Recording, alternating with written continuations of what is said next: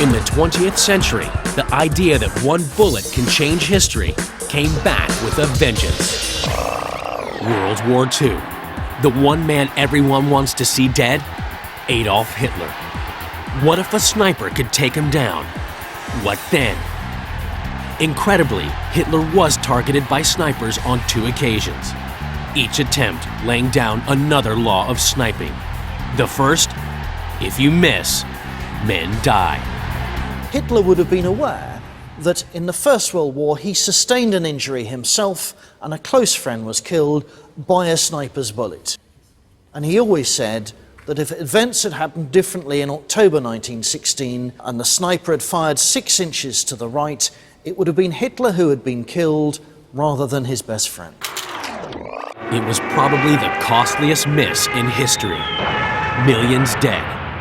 But maybe where one sniper had missed, another could succeed. Time for a second attempt on the Fuhrer. And the second law of sniping. Patience is a virtue.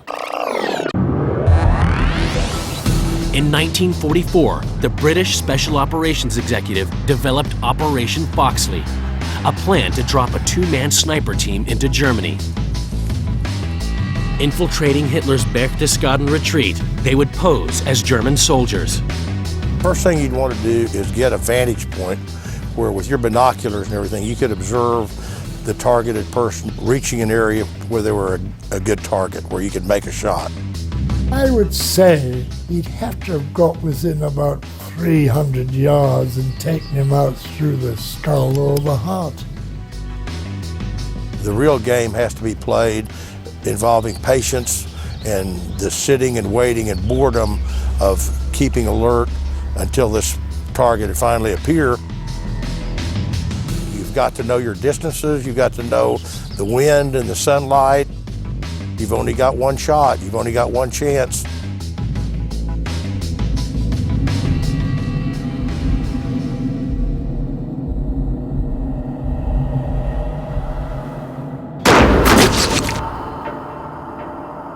Patience. Snipers have it. And so did the Allies. The trigger was never pulled on Hitler. Allied military planners decided that Hitler would bring about the downfall of Germany faster than they could. In World War I, snipers used the Springfield 03, the Mauser 98, the Lee-Enfield, and the Mosin-Nagant. Come World War II, no change. Snipers were using the same rifles their fathers had fired 25 years ago. Just as well then that all 4 weapons were awesome sniping pieces. The German Mauser was a legend. First issued to their infantry in 1898, it had a strong bolt action, took a 5-round clip, and delivered accurate fire at up to 1,000 yards. Toward the end of World War II, the retreating German army began deploying lone snipers to delay enemy advances. Armed with their Mauser, these men held up entire divisions, proving that tactically, sniping wasn't just a good offense, but one hell of a defense. Nazi rearguard action is fanatical as they try to stem the red tide. Watch this soldier. A sniper gets him.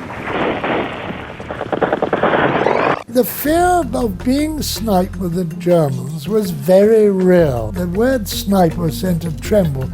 If you can get them, as you did in Normandy, well placed, well camouflaged, and accurate, and they worked singly, not like us in pairs, and if you could start knocking off the tank commanders, it had a devastating morale effect on our troops. The Germans also evolved sniping tactics, taking their Mausers into unlikely places.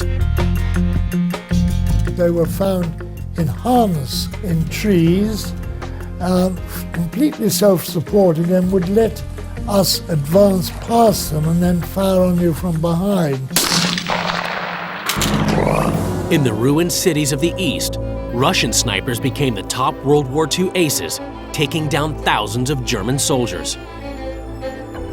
The weapon they used was the Mosin-Nagant. Issued as the standard infantry rifle in 1891, it was adopted as a designated sniper weapon in 1932. It fired a hard-hitting 7.62 millimeter round, and in short-distance urban exchanges like Stalingrad, It had the punch to take men down. Vasily Zaitsev was the top Soviet sniper ace of World War II. Over 400 verified kills, including 11 enemy snipers. But he wasn't the only one getting his hands dirty. In a war of unbelievable carnage, women were engaged as snipers and also became aces. Everybody in the whole Red Army is supposed to work hard to kill as many of the enemy as the Vasily Zaitsev.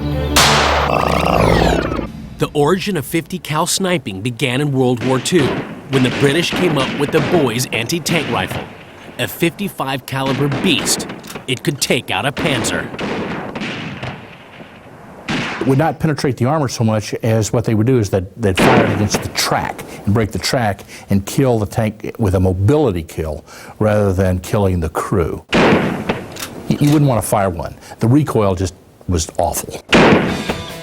All the same, snipers saw something in the 50 caliber bullet.